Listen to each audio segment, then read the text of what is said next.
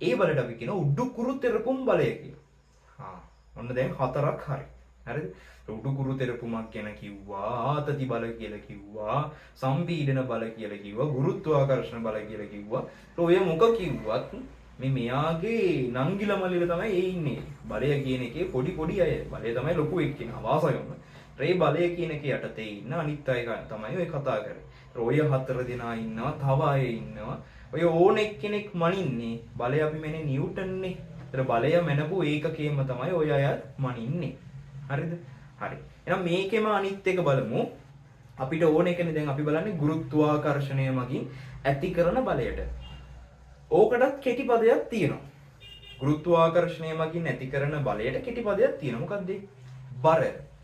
කට්ටිය හිතන් ඉන්නවා බර කියන්නේ එකක්, ගුරුත්වාකර්ෂණ බලය නිසා ඇතිවන බලය කියලා කියන්නේ එකක්. එහෙම හිතාගෙන ඉන්නවා. එහෙම නෑ. බර කියලා කියන්නේත් ගුරුත්වාකර්ෂණ බලය නිසා පහළට ඇද ගැනීමක් කියලා කියන්නේ ඒ දෙකම එකයි. ඒ නිසා මම ගුරුත්වාකර්ෂණය නිසා වස්තුවක් පහළට ඇද ගැනීමට තියෙන බලය බර කියලා කියනවා.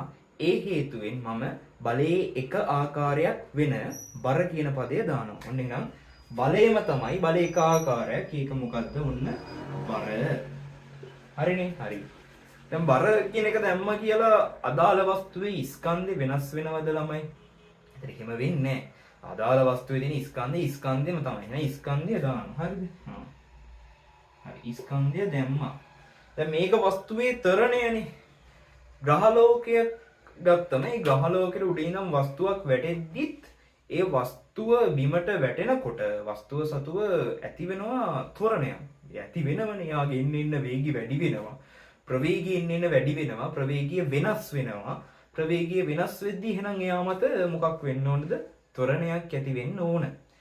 එතකොට ගුරුත්වය හේතු කොටගෙන හරිද? මොකද්ද? ගුරුත්වය හේතු කොටගෙන ඇතිවන ත්වරණයට අපි කියනවා ගුරුත්වජ ත්වරණය කියලා. හරිද? එහෙනම් මෙතෙන්ට මොකද්ද අපි දාන්නේ? ගුරුත්වජ ත්වරණය. ත්වරණයම තමයි. ත්වරණේ එක ආකාරයක්. ඒක අපි දානවා ගුරුත්වජ ත්වරණය කියලා. හරිනේ? මේක ගුරුත්වජ ත්වරණය.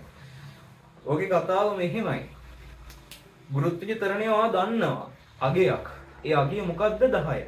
හැබැයි පොඩි ප්‍රශ්නයක් තියෙනවා. ඔයා 10යි කියලා හිතාගෙන ඉන්නේ ගුරුත්වජ ත්වරණය තමයි. ඒක අවුලක් නෑ.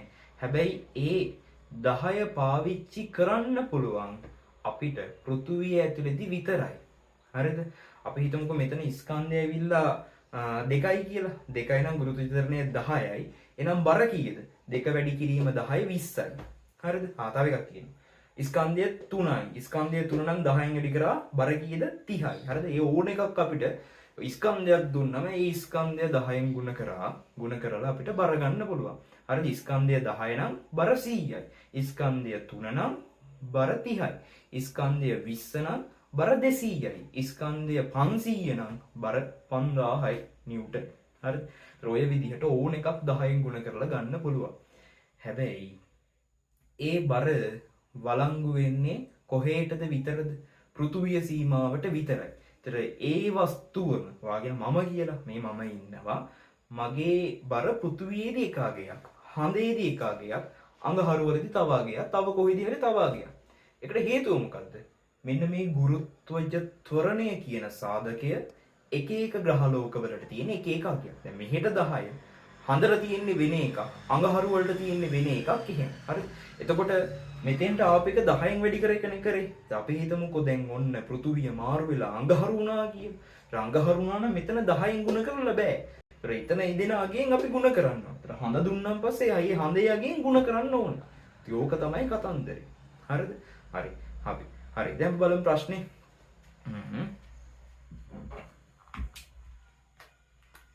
හරි.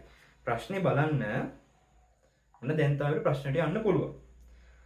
මිනිස්සෙක් ඉන්නගේ ගගනගාමියෙක් ඉන්නවලු. ඒක වැඩි බර ගගනගාමී ඉන්නේ මම හිතන ගෑනු මිනිස්සෙක්ද කොහෙද? කිලෝග්‍රෑම් 60යි. 60ක ස්කන්ධයක් තමයි තියෙන්නේ. හරිද? අපි බලමු හඳේදී නැතුව මේ මිනිස්සයා පෘථුවියේ ඉදියොත් එයාගේ බර කීයද? හරිද? ඔන්න බලන්නකෝ. මේකට දාන්න හොඳේ. දැන් ස්කන්ධයේ ඊයේ කිලෝග්‍රෑම් 60යි. පෘථුවියේ ගුරුත්වජ තරණය කීයද? 10යි. හරිද? ඉතින් ඔන්න දැම්ම 10. හරිද? එහෙනම් මේ මිනිස්සයා පෘථුවියේ හිටියොත් පෘථුවිය හොඳට බලන්න මෙයා පෘථුවිය පෘථුවියේ හිටියොත් එයාට නිව්ටන් කීයක් බරක් වෙනවද? 600 නිව්ටන් බරක් වෙනවා. එයා පෘථුවියේ ඉන්න ඕනේ. පෘථුවියේ හිටියොත් තමයි ඒක එහෙම වෙන්නේ. හරිද? හරි. හැබැයි දැන් මෙයා පෘථුවියේ නෙවෙයි ඉන්නේ හඳේලු. එහෙනම් හඳේ නම් ඔන්න බලන්න වෙන වැඩි. හරි. ස්කන්ධය කොහොමද 60ම තමයි. 60 වෙනස් වෙන්නේ නෑනේ. හඳට ගියා කියලා කෑලි අඩු වෙනවද? නෑනේ. සාමාන්‍යයෙන් මෙහි ඉනිද්දී මේ මනුස්සයට තිබ්බ ස්කන්ධයම තමයි හඳට ගියාමත් තියෙන ස්කන්ධය වෙනසක් වෙන්නේ. හැබැයි ගුරුත්වජ තරණය වෙනස් වෙනවා. හරිද? හරි. අපි දාමු පෘථුවියේ ගාන කීයද? පෘථුවියේ ගාන 10යි. හැබැයි දැන් හඳනේ කතා කරන්නේ. හඳේදී 10 දාලා හරියනවද? නෑනේ. හඳේ 10 දාලා හරියන්නේ නෑ. හඳේදී කියනවා අපිට අගයක් දෙනවා. බලා ගන්න. හඳේ තියෙනවා මෙන්න මෙහෙම. සඳ මතු පිටදී ගුරුත්වජ ත්වරණය පෘථුවියේ අගයෙන් 6න් එකක්ලු. හරිද? 6න් එකක්. 6න් එකක් කියලා කියන්නේ දැන් අපි හිතමුකෝ පෘථුවියේ කියන්නේ පෘථුවියේ 6ක් තිබ්බා කියලා. පෘථුවියේ කෑලි 6ක් තිබ්බනම් හඳට ගියාන් පස්සේ 6න් එකක්ලු. ඒ කියන්නේ පෘථුවියේ කෑලි 6ක් වුණා නම් හඳට ගියාන් පස්සේ එක කෑල්ලක් වෙනවා. පෘථුවියේ කෑලි 60ක් තිබ්බනම් හඳට ගියාම කෑලි කීයක් වෙනවද? 10ක් වෙනවා. ඒ 6න් එකනේ. ඒ කියන්නේ මෙතෙන්ට එන ගාන කෑලි 6කට බෙදලා ඒ 6න් එකක් තමයි අපි බලන්නේ. හරිද? එහෙනම් ඔන්න 6න් එකක්. හරිද? 6න් එකක් කියලා කියන්නේ මේක 6ට බෙදුවා. මේක 6ට බෙදුවා. 6න් එකක් කියලා කියන්නේ 6ට බෙදලා ඉවරලා ඒ ගාණින් කීයක්ද? ඒක වෙන්නේ නැහැ නේ. අපි 10 දාමු 10 බෙදන්න ඕන 6න් එකක්. හරිද? ඉතින් ඕක තමයි දැන් මේක දැන් කෑලි 6කට බෙදලා ඒකින් එකක් නේ. ඒක තමයි මේ කරන්නේ මේ 6 මෙතෙන්ට ගන්නවා. ඉතින් අවුලක් නැහැ නේ. ඒක ගණන් කේස් එකක් නේ. එහෙනම් මේක ඕ මෙතෙන්ට දානවා. හරිද? ඔහොම තමයි 6න් එක 10න් ගුණ වෙන්නේ. හරිද? හරිනේ. එතකොට මේ සම්පූර්ණ කේස් එක මොකද්ද? මේ තමයි හඳේ ගුරුත්වජ තරණය. ඒතර මේ කෑල්ල මොකද්ද? මේ රවුම. මේක ඇවිල්ලා මේ 10 වෙන පෘථුවියේ ගුරුත්වජ තරණය.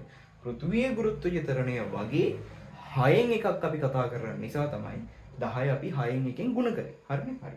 ඒක මම හිතනවා ඔයාලට හොඳට තේරෙන්නේ නැති කියලා. හරි. ඒක කොහොම තියන්නේ? මේකත් අයින් කරා. දැන් මේ වටියේ දාපු එකත් ඔන්න මම අයින් කරා. ඔයාලා හොඳට පේන්න ඕන නිසා. හරිද? හරි. දැන් බලන්න මේක සුළු කරන්න මේ 6ට 6 ඒවා මොන 6ට 6 ඒවා 1යි. 60ට 6 ඒවා කීයද? 10යි. හරිද? ඔන්න 6ට 6 ඒවා 1යි. 60ට 6 ඒවා 10යි. හරිනේ? හරි. එතකොට මෙතන තියෙන 10යි මේ 10යි ගුණ කරනවා. ඒ 10යි අර 10යි ගුණ කරාට පස්සේ කීයක් එනවද ළමයි? 100ක් එනවා. 100 නිව්ටන්. හරිද? 100 නිව්ටන්. ඔයා පොඩ්ඩක් මේක රිවයිස් කරලා බලන්න. ඔයාට මතකයි මේ ඒ මිනිස්සයා පෘථිවියේ ඉන්නකොට අපිට 600ක් ආවා. අපි හැදුවනේ. හැබැයි මේ මිනිස්සයා හඳට ගියන් පස්සේ 100ක් වුණා. ආන්න හරි සාධාරණයි. ඇයි කොහොමදනේ? දැන් මෙහි 600නේ. 600න් 6න් එකක් වෙන්නේ බෑ. 600න් 6 එකක් කියලා කියන්නේ කීයද? 100ක් නෙනේ. එතකොට මේ ආවේ ඒක තමයි. හරි. එතකොට මේක ආවේ මෙන්න මේ තියරි එකෙන්. සමහරු දන්නේ නැහැ මේ තියරි එකෙන්ද මේක හදන්නේ කියලා. මේකට පාවිච්චි කරන තියරි එක මේක. මේකෙන් තමයි මේක හදන්නේ. හරිනේ? හරි. ওই ප්‍රශ්නේ ඔහොමයි. මේක අපි කලින් කතා කරා ඩිස්කෂන් එකකුත් දැම්මා. මේක හරියට පිළිවෙලකට මට දාන්න බැරි වුණා. ඒ නිසා තමයි මේක මේ විදිහට හදලා දැම්මේ. හරිනේ? හරි.